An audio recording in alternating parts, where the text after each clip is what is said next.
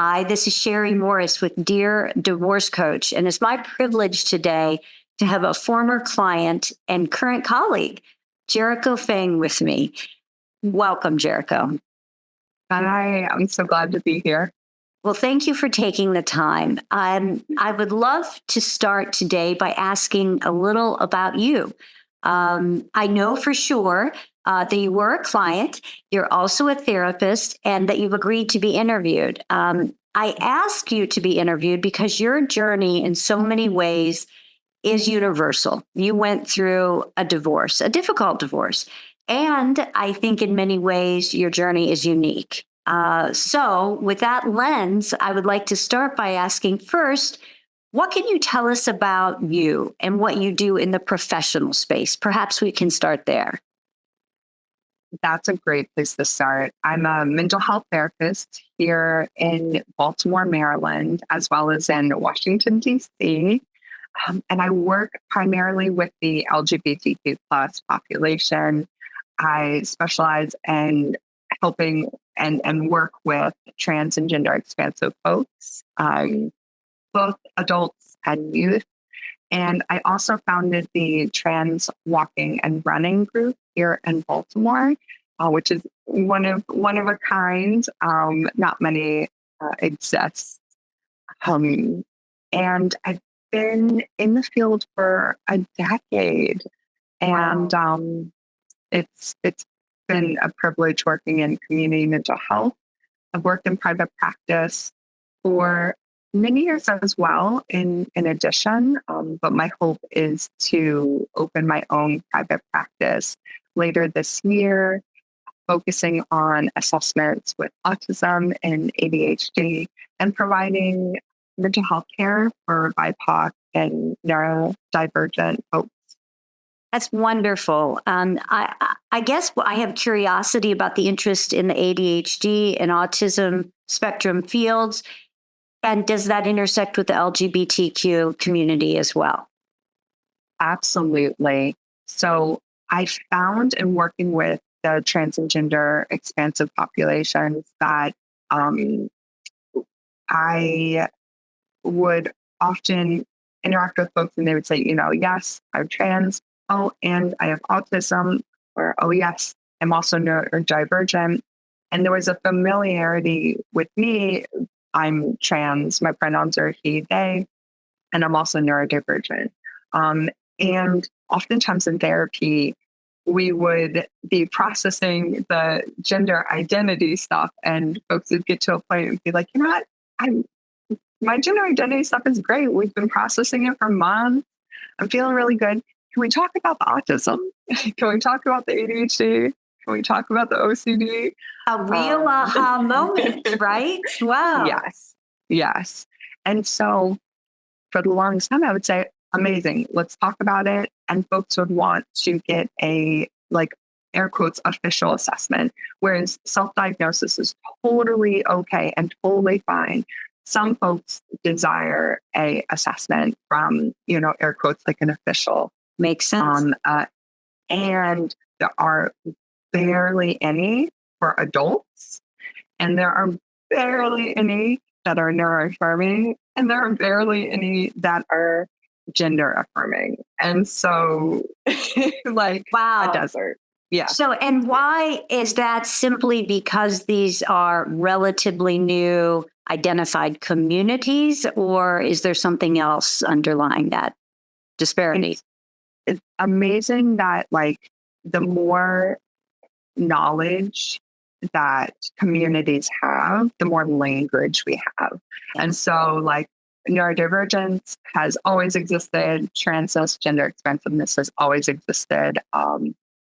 And yet now, because technology and communities worldwide, we have the language to be able to say, oh, that sounds exactly like me. Yes.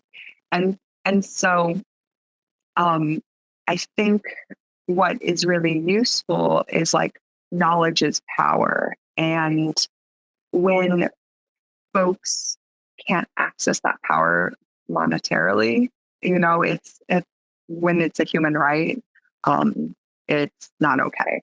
And so that is my goal, is to be able to provide assessments specifically for folks with lived experience or trans, gender expansive, and make those assessments neuroaffirming so Wow. that the experience is uplifting and positive. Oh, Jericho, that's a big goal, and I have a strong sense if anyone can do that, you can. So that's really terrific. And of course, I hope you will stay in touch and tune, and I will be sure to share with everyone once your website is launched so that they can have that as a resource too. I would love to know a little more about, if you're willing to share with us, your journey of self-discovery as it intersected with your marriage that ended. And if you don't mind, you could talk about the pieces that predated your marriage and how you felt embraced in your identity then, or didn't feel embraced, and how the shift occurred, whether your marriage influenced it or not. Maybe tell us, just from your perspective, rather than my words, what that journey as a trans person was like for you. These past 3 to 4 years have been the most dramatic, the most exciting, the most challenging times of my life. And I feel really grateful that I'm on the other side of things. And I feel extremely grateful we've been able to work during the height of the most challenging parts of these past couple of years.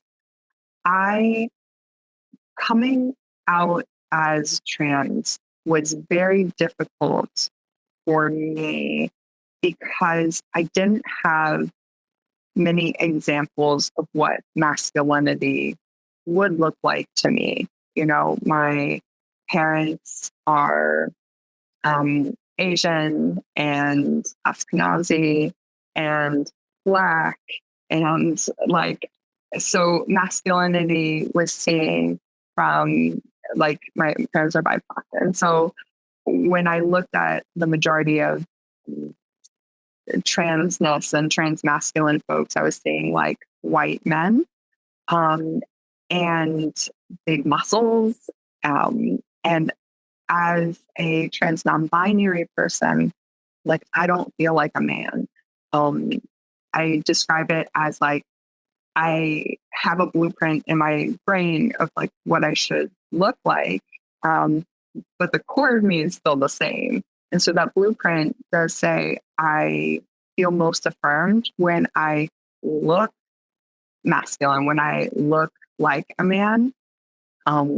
And my personality just is my personality. Yes. Um, Which you've chosen the pronoun he and they to yes, more yes, associate perhaps with the masculine, but also the exactly, non-binary. exactly. Because I don't feel like a woman and I don't feel like a man. Yeah. And it's this, uh, it, I felt embraced in my marriage as a non-binary person.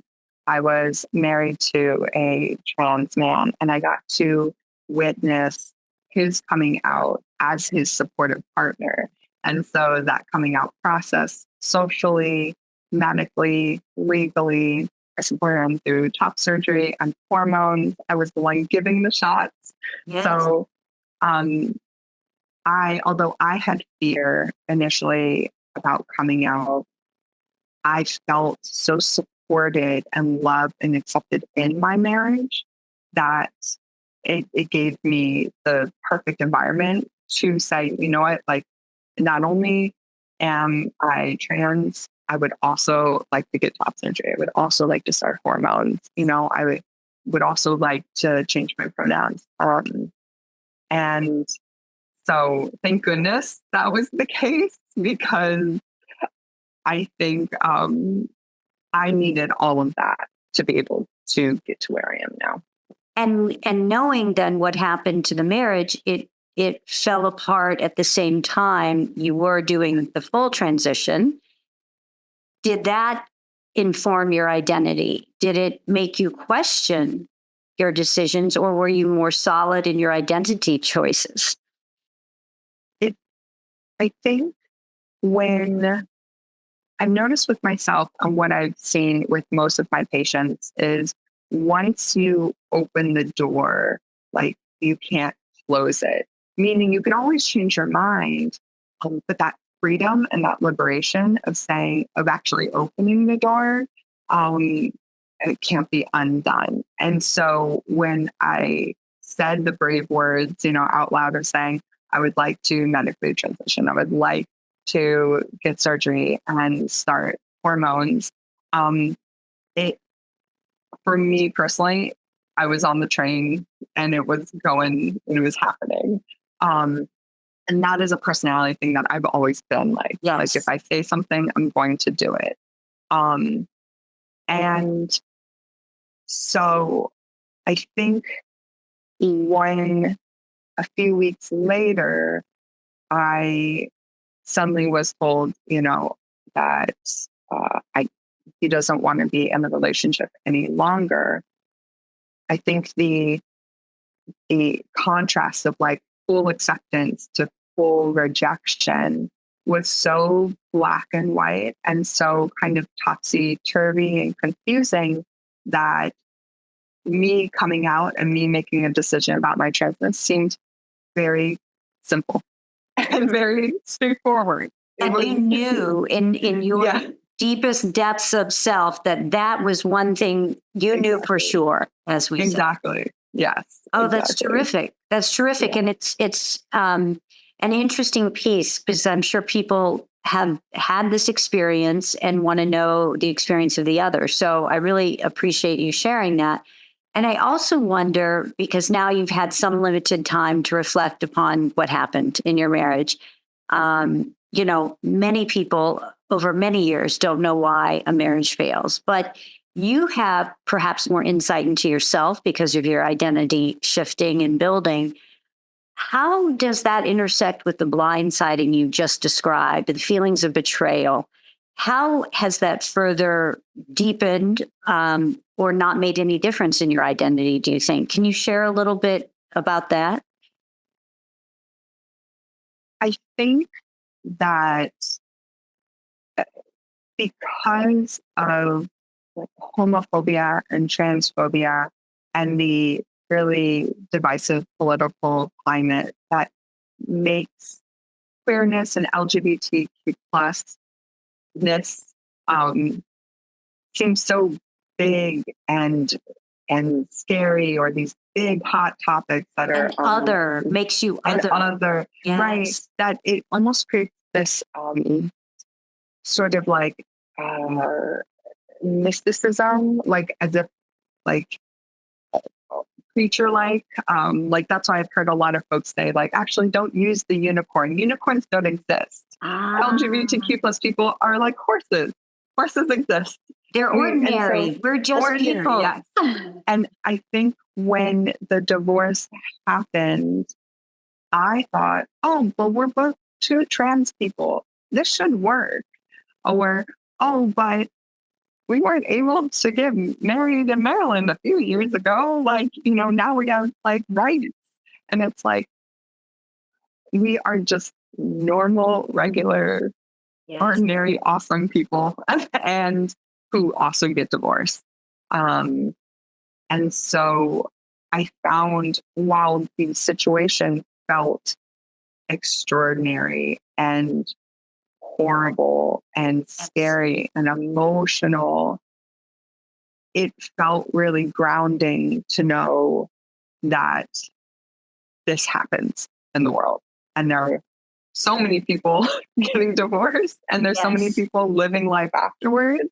And I think it felt, at least the divorce itself and the ending itself, felt very ordinary. And maybe that was okay and good. Right.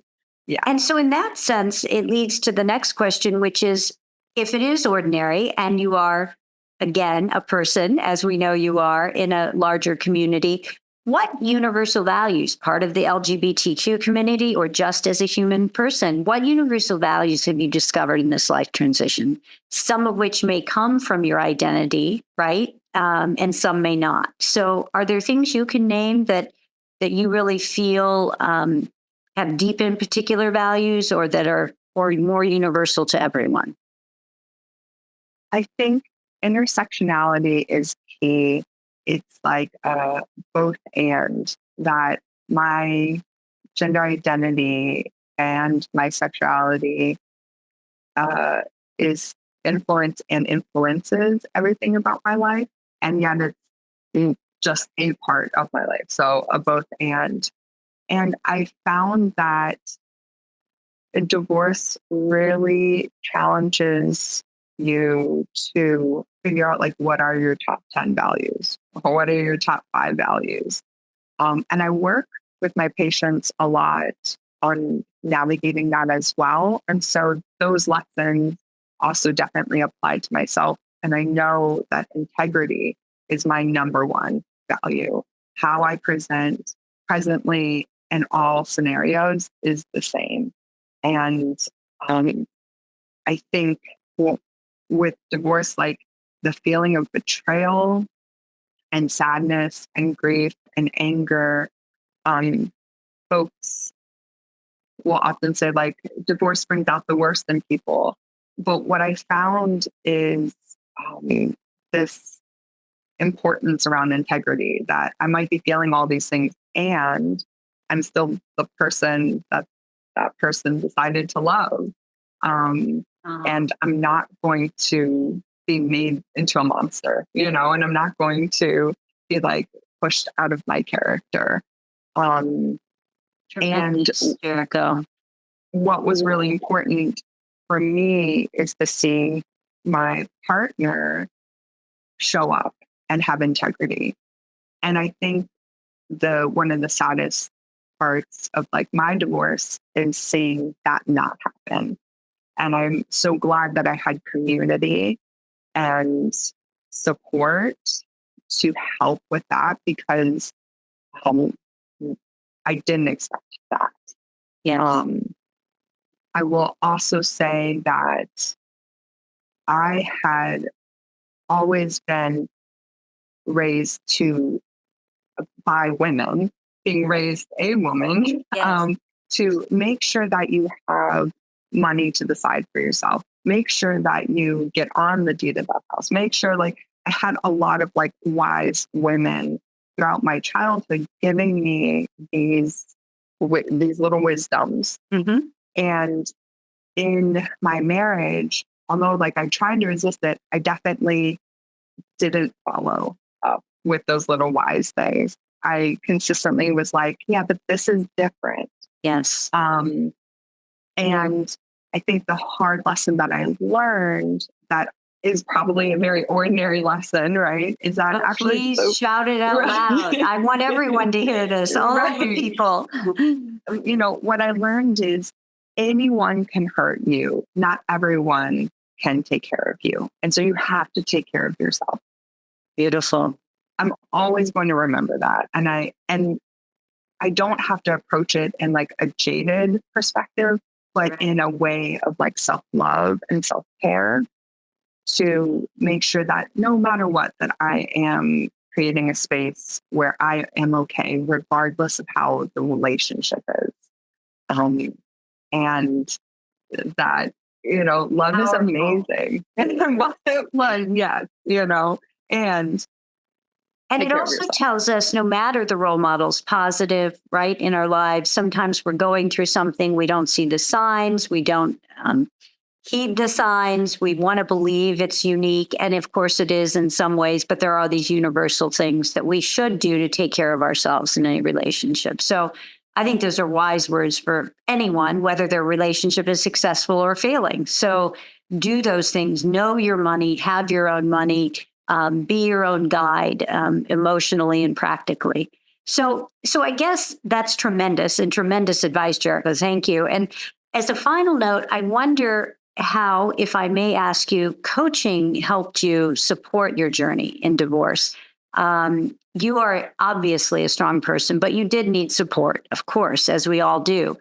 Can you, since you are a therapist, inform people who may be watching and want to understand, how does therapy differ from your perspective in coaching, and how and why did it inform your journey of divorce? When I think about my role as a therapist with past patients who've gone through divorces, I could often provide coping strategies for folks to use. I was able to help folks like weigh the pros and cons of certain decisions. I was even sometimes able to provide professional recommendations, but ultimately, I felt powerless. I was kind of like sitting beside them and going with whatever path and what way. Um, and what I felt that was different with coaching, for me, it felt like someone holding my hand and helping guide me through a dark forest. So for Lovely me, analogy. Lovely. it felt lovely and it felt so important because no one teaches you how to get divorced. And no Correct. one teaches you how to get divorced when you didn't see it coming. So I think the key to coaching is, being given the tools and being guided through that process. I appreciate that. And I would say, to use your words so well and to add on to them, it's showing you the tools. You have to have the client willing to apply them, which not everyone is, and then holding you gently accountable to the values that you've set. And you obviously had some strong values, Jericho, and many people do. So holding you accountable just because you need to keep going for you, not for the other, not for anyone else. And you were able to do that. So I really appreciate that thoughtful analysis of coaching. I so appreciate what you've shared about your own identity journey and the broader community journey. And I really look forward to knowing you for years to come and following your amazing career and talking to you again and sharing what's happening a year from now with your new and launched practice. Thank you. It's been amazing working with you. I would do it again. Thank you. I hope we do not work together professionally. And I know that you will serve so many communities very powerfully because of the way you were able to use tools during a very difficult time. So thank you for everything today. And I look forward to continuing this chat soon. Thank you so much.